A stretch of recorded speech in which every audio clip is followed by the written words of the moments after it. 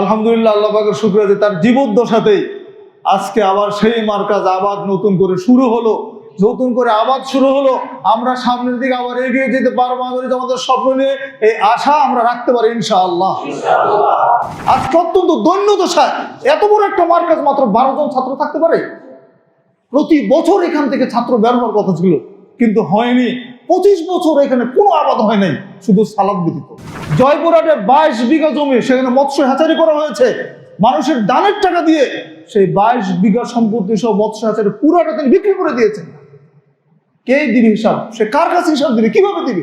ঐতিহ্যবাহী নারুলিয়া আহলে হাদিস জামে মসজিদ এর আয়োজনে এবং আহলে হাদিস আন্দোলন বাংলাদেশ ও বাংলাদেশ আহলে হাদিস যুব সংঘের সহযোগিতায় আয়োজিত আজকের এই সুধী সমাবেশের সম্মানিত সভাপতি, মাননীয় প্রধান অতিথি, আমন্ত্রিত অতিথিবৃন্দ এবং উপস্থিত আমার প্রাণপ্রিয় মুসল্লি এবং সুধীবৃন্দ, সময় ইতিমধ্যে ওভার হয়ে গেছে, কাজে বক্তব্য তো আর দেওয়া যাবে না বেশি।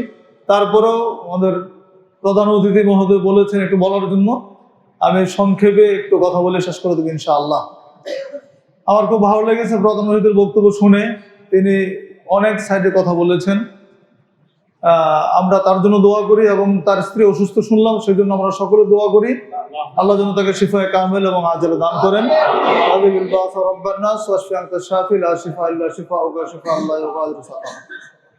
আমি সূরা তাওবার 119 নম্বর আয়াত তেলাওয়াত করেছি।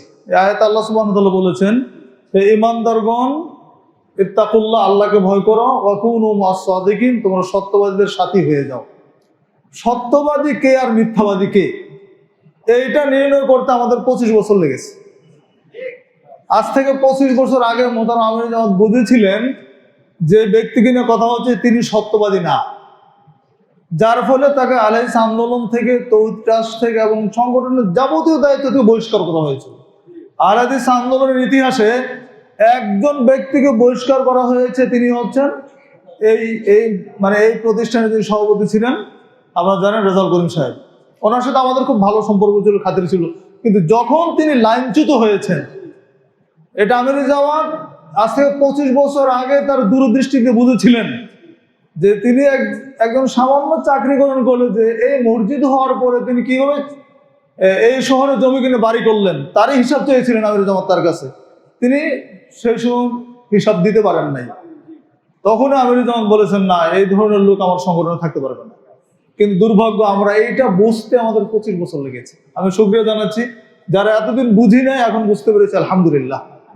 আমির জামাতের স্বপ্ন ছিল বগুড়াতে একটা মার্কাজ হোক। এই জমি যখন তিনি কিনেছেন তখনও বাধার সম্মুখীন হয়েছিলেন এবং আহলে হাদিস যুব সংঘের ব্যানারকে সেই সময় ছিঁড়ে ফেলা হয়েছিল। সেই ব্যানার ছিঁড়ে ফেলার কারণে তিনি এই মাটিটা ওই সময় দ্বিগুণ টাকা দিয়ে কিনেছিলেন। এখানে মাটি কিনে দেওয়া হবে না, গোলাম রব্বানী মাঝখানে ওই সময় ছিলেন, তার ঘরে বসে এগুলো প্ল্যান হয়েছিল। আমির জামাতের মুখের কথা শোনো আমাদের এগুলো। সেই সময় ওই সময় যে দাম ছিল তার সে দ্বিগুণ টাকা দিয়ে এই জায়গাটা পছন্দ করা হয়েছে, জায়গাটা কেনা হয়েছে, যে বগুড়ার এই প্রাণ কেন্দ্র, এত সুন্দর একটা লোকেশনে এখানে একটা সুন্দর প্রতিষ্ঠান হবে, মসজিদ হবে, মাদ্রাসা হবে, একটা দাওয়াতের মার্কাজ হবে, এখান থেকে চারদিকে হকের দাওয়াত ছড়িয়ে পড়বে, এই স্বপ্ন নিয়ে কিন্তু আমির জামাত এই মার্কাজটা করেছিলেন।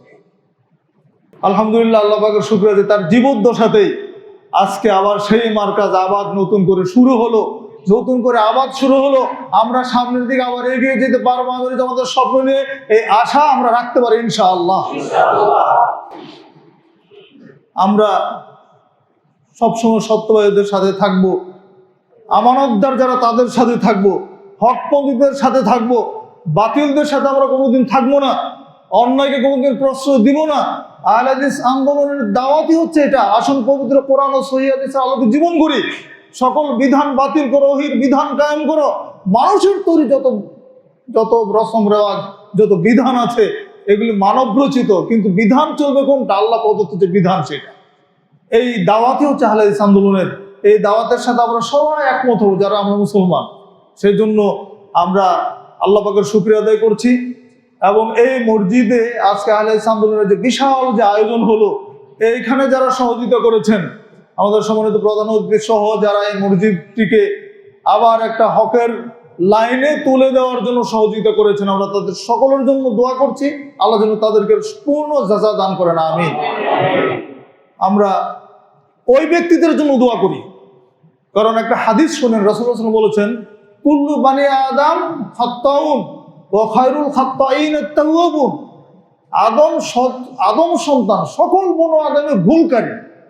আদম সন্তান মানে সে ভুল করবেই, ভুল হতেই পারে, কিন্তু রাসূল সাল্লাল্লাহু আলাইহি ওয়াসাল্লাম বলেছেন এই ভুলকারীদের মধ্যে সর্বোত্তম হচ্ছে ওই ব্যক্তি যে তওবা করে। তাহলে ভুল করেছেন, পাপ করেছেন, তওবা করলে উত্তম।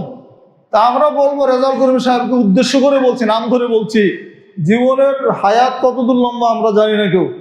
প্রতিদিন মৃত্যুর খবর আমাদের কাছে আসে, এখনো তার সময় আছে। এখনো বলি তাকে, আমির জামাত এখনো বেঁচে আছেন, আপনি তার কাছে গিয়ে ক্ষমা চান। যে ভুল করেছেন, এই মসজিদের মুসল্লিদের সাথে যে ভুল করেছেন, অনাস্থা তৈরি হয়েছে আপনার কারণে, এখানে দাওয়াত হয় না, এখানে প্রতিষ্ঠান গড়ে ওঠা নেই। আজকে অত্যন্ত দৈন্য দশায় এত বড় একটা মার্কাজ মাত্র 12 জন ছাত্র থাকতে পারে। প্রতি বছর এখান থেকে ছাত্র বের হওয়ার কথা ছিল, কিন্তু হয়নি। 25 বছর এখানে কোনো আবাদ হয় নাই, শুধু সালাদ ব্যতীত। বন্ধুরা আমার, তিনি যে অপরাধ করেছেন আল্লাহ জানেন, তিনি নিজেও জানেন। আমি বলবো যে আল্লাহ ক্ষমাকারী। তিনি যদি এখনো আল্লাহর কাছে ক্ষমা চান এবং আমির জামাতের কাছে গিয়ে ক্ষমা চেয়ে আর সামনের দিকে অন্যায় পথে অগ্রসর না হন, আমরা জানি এখনো তিনি আহলে হাদিস আন্দোলনের বিরুদ্ধে, আমির জামাতের বিরুদ্ধে এখনো তার প্রতিদিনের বহু কর্মঘণ্টা তিনি ব্যয় করেন। এই মসজিদের দায়িত্বশীলের বিরুদ্ধে মামলা করেছেন,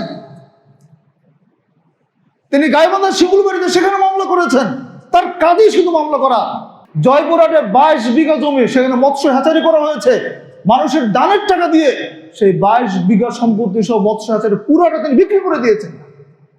কে দিবে হিসাব? সে কার কাছে হিসাব দিবে? কিভাবে দিবে? এই টাকাগুলো দিনের কাছে ব্যয় হয়েছে, এই টাকাগুলো দিয়ে তিনি হকমন্দের বিরুদ্ধে মামলা করতেছেন। আপনাদের মতো সরল সেবা মানুষদের বিরুদ্ধে তিনি মামলা করতেছেন। আমরা তাকে অনুরোধ করবো যে আপনি এখনো সময় আছে, মৃত্যুর পরে আর সুযোগ পাবেন না, চেষ্টা করেও পারবেন না। আপনার কবরে কেউ যাবে না, আপনার আমলনামা অনুযায়ী আপনার হিসাব হবে, আমার আমলনামা অনুযায়ী আমার হিসাব হবে। আমি তাকে বিশেষভাবে অনুরোধ করি, আমার সাথে তার খুব ভালো সম্পর্ক ছিল। রাজশাহীতে যখন যেতেন আমার সাথে আলাদা ঘনিষ্ঠতা ছিল।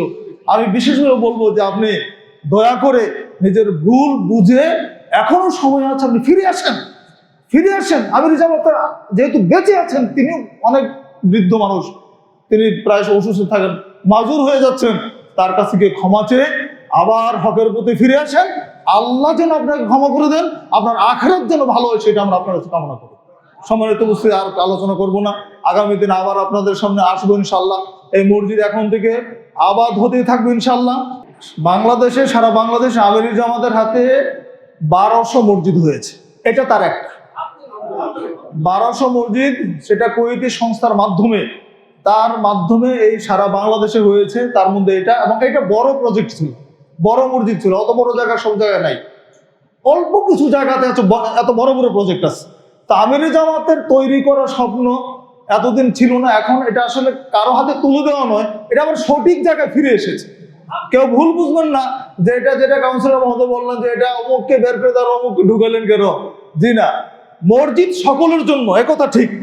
এখানে যে কোনো মাযহাবের, যে কোনো তরিকার মানুষ আসবেন, সালাত আদায় করবেন, এখানে বসবেন, যদি কথা বলতে চান, যদি কোরআন হাদিস মতো কথা বলেন, সে সুযোগও পাবেন, কোনো সমস্যা নাই।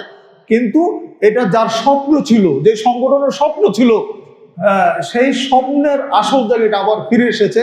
এটা হচ্ছে মূল কথা, এবং সেই কাজটা আমাদের কাউন্সিলর মহোদয় করেছেন, তার সহযোগীরা করেছেন। এই জন্য আমির জামাত তাদের সকলের জন্য দোয়া করেছেন, আল্লাহ যেন তাদের সবাইকে যাচাই খার দান করেন, আমিন। সম্মানিত উপস্থিতি, আজকের মতো আলোচনা এখানে শেষ করছি। আপনাদের সকলের উদ্দেশ্যে আমির জামাতের সালাম, সবাই সালাম গ্রহণ করবেন। আমির জামাত সুস্থ থাকলে হয়তো কোনোদিন এখানে আবার তিনি আসবেন, বগুড়া আসলে সেদিন হয়তো আমরা আজকের চেয়ে তার অনেক বেশি খুশি হবেন ইনশাআল্লাহ, ঠিক না? আমরা সেই আশাবাদ ব্যক্ত করছি, এবং আমরা আশা করি যে আল্লাহ সুবহানাহু ওয়া তাআলা কিয়ামত পর্যন্ত যেন, এটাই সবচেয়ে বড় দোয়া হবে, যেই গ্যাপটা হয়ে গেছে এখন থেকে কিয়ামত পর্যন্ত যেন এই মার্কাজটা পবিত্র কোরআন এবং সহিহ হাদিসের একটা দাওয়াতি মার্কাজ হিসেবে আল্লাহ সুবহানাহু ওয়া তাআলা কবুল করেন, এটা হচ্ছে আমাদের দোয়া, আমিন। সবাইকে আবার আন্তরিক ধন্যবাদ জানিয়ে আমার সংক্ষিপ্ত বক্তব্য এখানে শেষ করছি। তো আখিরি দাওয়ানা আলহামদুলিল্লাহি রাব্বিল আলামিন। সুবহানাকাল্লাহুম্মা ওয়া বিহামদিকা আশহাদু আল্লা ইলাহা ইল্লা আনতা আস্তাগফিরুকা ওয়া আতুবু ইলাইক। আসসালামু আলাইকুম ওয়া রাহমাতুল্লাহি ওয়া বারাকাতুহু। আচ্ছা, আরেকটা বিষয়, এখানে আমাদের দেশে বিদ্যুৎ তো থাকে না জানেন, এটা সব জায়গায় একই সমস্যা। এখানে কাউন্সিলর মহোদয় সম্মত এখানে একটা জেনারেটরের দাবি করেছিলেন সংগঠনের পক্ষ থেকে। তো এইটা আমরা এখন তো জেনারেটর চাইতে আপগ্রেড হচ্ছে সোলার, আরো ভালো, তাই না? তা আমরা একটা পরামর্শ করছি, আমরা সবাইকে মিলে যদি এখানে একটা সোলার সিস্টেম করা যায় সে আরো ভালো হবে, সেটা ইনশাল্লাহ হবে। আমরা সবাই মিলে একটা করে ফেলবো ইনশাআল্লাহ। আল্লাহ কবুল করুক, আমিন। আসসালামু আলাইকুম রহমতুল্লাহ বারাকাতুহু। আহলে হাদিস আন্দোলন বাংলাদেশ